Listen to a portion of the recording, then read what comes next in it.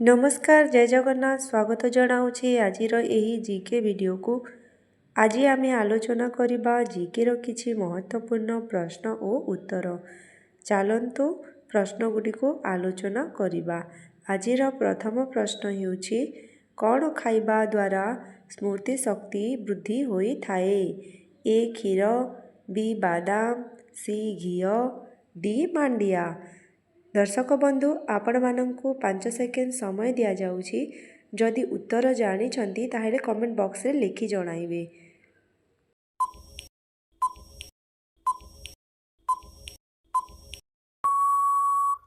एहार सठिक उत्तर हेउछि ऑप्शन बी बादाम। बादाम खाइबा द्वारा स्मृति शक्ति वृद्धि होई थाए। परवर्ती प्रश्न बासी तोराणी रे केउ विटामिन प्रचुर मात्रा रे थाए। A vitamin K, B vitamin E, C vitamin D, D vitamin C.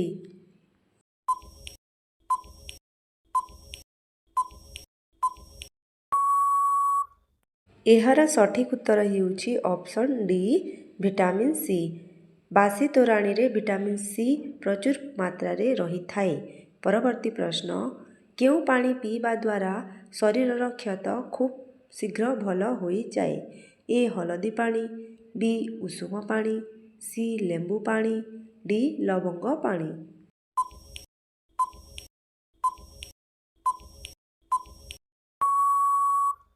एहार सठिक उत्तर हेउछि ऑप्शन ए हलदी पानी।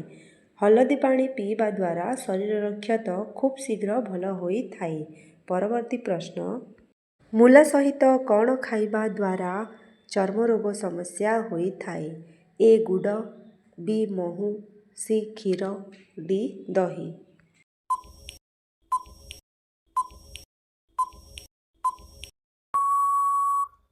एहार सठिक उत्तर हेउछि ऑप्शन सी क्षीर। मूला सहित क्षीर खाइबा द्वारा चर्म रोग समस्या देखा देई थाए। परवर्ती प्रश्न प्रतिदिन केउ तेल को गरम करी पादरे मालिश कले आखिर दृष्टि शक्ति वृद्धि होई थाए। ए राशि तेल, बी जड़ा तेल, सी नडिया तेल, डी सोरिष तेल।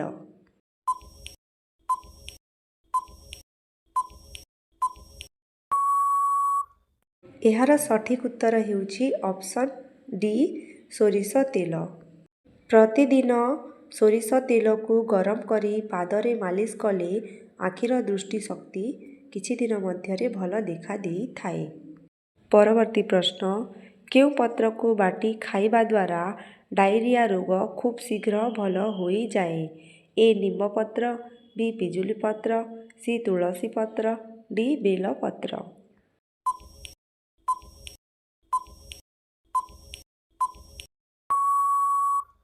एहार सठिक उत्तर हेउछि ऑप्शन बी पिजुली पत्र। पिजुली पत्र को बाटी खाइबा द्वारा डायरिया रोग खूब शीघ्र भल होई थाए। परवर्ती प्रश्न माछ तेल खाइले केउ रोग भल होई थाए। ए श्वास रोग, बी लिभर रोग, सी जॉन्डिस, डी मधुमेह।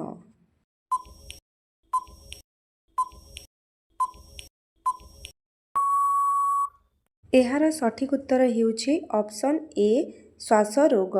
माछ तेल खाइले श्वास रोग भल होई थाए। परवर्ती प्रश्न भारतर केउ राज्यर लोकमाने नडिया तेल रे खाद्य प्रस्तुत करिथांती। ए बिहार, बी राजस्थान, सी केरल, डी आसाम।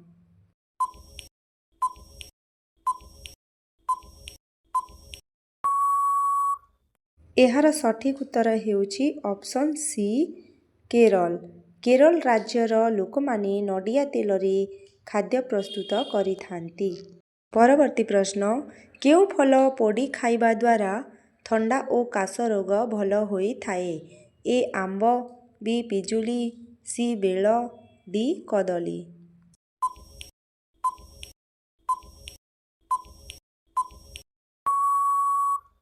एहार सठिक उत्तर हेउछि ऑप्शन बी पिजुली। पिजुली को पोड़ी खाइबा द्वारा थंडा और काश रोग भल होई थाए। परवर्ती प्रश्न केउ पत्र खाइबा द्वारा दृष्टि शक्ति वृद्धि होई थाए। ଏ ଭୃଷଙ୍ଗ ପତ୍ର, ବି ତେନ୍ତୁଳି ପତ୍ର, ସି ଆମ୍ବ ପତ୍ର, ଡି ଭାଙ୍ଗ ପତ୍ର।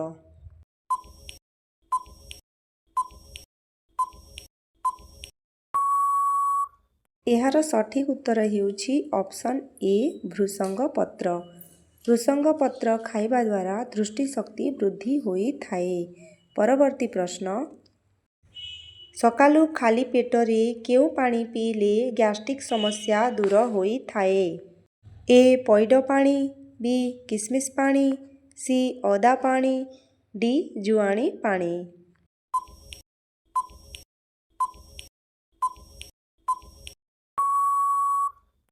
ଏହାର ସଠିକ୍ ଉତ୍ତର ହେଉଛି ଅପସନ୍ ଡି ଜୁଆଣି ପାଣି। ସକାଳୁ ଖାଲି ପେଟରେ ଜୁଆଣି ପାଣି ପିଇଲେ ଗ୍ୟାସ୍ ସମସ୍ୟା ଦୂର ହୋଇଥାଏ। ପରବର୍ତ୍ତୀ ପ୍ରଶ୍ନ, କେଉଁ ଫଳ ଖାଇଲେ ଚେହେରା ଗ୍ଲୋ କରିଥାଏ? ଏ ସେଓ, ବି କମଳା, ସି ଡାଳିମ୍ବ, ଡି ନାସପତି।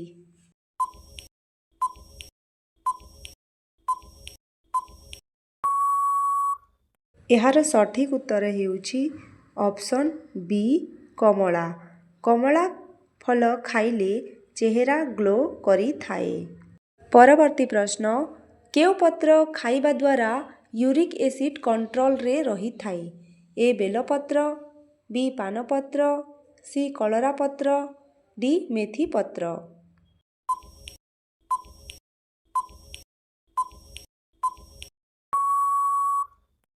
ଏହାର ସଠିକ୍ ଉତ୍ତର ହେଉଛି ଅପସନ୍ ବି ପାନପତ୍ର। ପାନପତ୍ର ଖାଇବା ଦ୍ୱାରା ୟୁରିକ୍ ଏସିଡ୍ କଣ୍ଟ୍ରୋଲରେ ରହିଥାଏ। ପରବର୍ତ୍ତୀ ପ୍ରଶ୍ନ, ମୁଖର ଦୁର୍ଗନ୍ଧ ଦୂର କରିବା ପାଇଁ କେଉଁ ଚା ପିଇବା ଉଚିତ? ଏ ରସୁଣ ଚା, ବି ପୋଦିନା ଚା, ସି ଲେମ୍ବୁ ଚା, ଡି ଅଦା ଚା।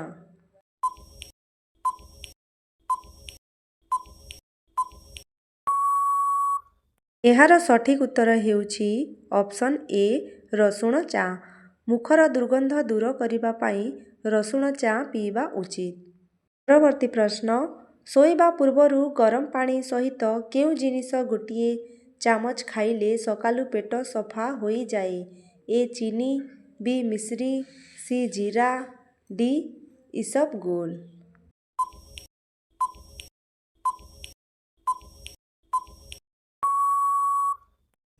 ଏହାର ସଠିକ୍ ଉତ୍ତର ହେଉଛି ଅପସନ୍ ଡି ଇସବଗୋଲ। ଶୋଇବା ପୂର୍ବରୁ ଗରମ ପାଣି ସହିତ ଇସବଗୋଲ ଗୋଟିଏ ଚାମଚ ଖାଇଲେ ସକାଳୁ ପେଟ ସଫା ହୋଇଥାଏ। ପରବର୍ତ୍ତୀ ପ୍ରଶ୍ନ, ଓଡ଼ିଶାର ଅର୍କକ୍ଷେତ୍ର କାହାକୁ କୁହାଯାଏ? ଏ ପୁରୀ, ବି ଭୁବନେଶ୍ୱର, ସି କୋଣାର୍କ, ଡି ସମ୍ବଲପୁର। ଆଶା କରୁଛି ଏହାର ଉତ୍ତର ଆପଣମାନେ ନିଶ୍ଚିତ ଭାବରେ ଜାଣିଥିବେ। କମେଣ୍ଟ ବକ୍ସରେ ଲେଖି ଜଣାଇବେ ଓ କିଏ କେଉଁ ରାଜ୍ୟରୁ ଦେଖୁଛନ୍ତି ତାହା ମଧ୍ୟ କମେଣ୍ଟରେ ଲେଖି ଜଣାଇବେ। ଆଜିର ଶେଷ ପ୍ରଶ୍ନ, ନଡ଼ିଆ ତେଲରେ କେଉଁ ଫୁଲକୁ ଫୁଟାଇ ପାଗ କରି ସେହି ତେଲକୁ ପ୍ରତିଦିନ ମୁଣ୍ଡରେ ଲଗାଇଲେ କିଛି ଦିନ ମଧ୍ୟରେ କେଶ ବା ଚୁଟି ଝଡ଼ିବା ବନ୍ଦ ହୋଇଯାଏ ଓ ଚନ୍ଦା ମୁଣ୍ଡରେ ମଧ୍ୟ ବାଲ ଉଠିଥାଏ? ଏ ମନ୍ଦାର ଫୁଲ, ବି ଗୋଲାପ ଫୁଲ, ସି ସୂର୍ଯ୍ୟମୁଖୀ ଫୁଲ, ଡି ପାରିଜାତ ଫୁଲ।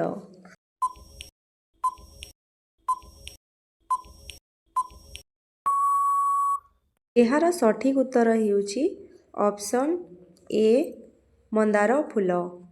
ଖାଣ୍ଟି ନଡ଼ିଆ ତେଲରେ 4-5ଟି ମନ୍ଦାର ଫୁଲ ଫୁଟାଇ ପାଗ କରି ରଖିବ ଓ ପ୍ରତିଦିନ ମୁଣ୍ଡରେ ସେହି ତେଲକୁ ମାଲିସ କରିବ। କେଶ ଝଡ଼ିବା କିଛି ଦିନ ମଧ୍ୟରେ କମିଯିବ ଓ ଚନ୍ଦା ମୁଣ୍ଡରେ ମଧ୍ୟ ବାଲ ଉଠିବା ଆରମ୍ଭ ହୋଇଯିବ। ଭିଡ଼ିଓକୁ ଶେଷ ପର୍ଯ୍ୟନ୍ତ ଦେଖିଥିବାରୁ ଧନ୍ୟବାଦ।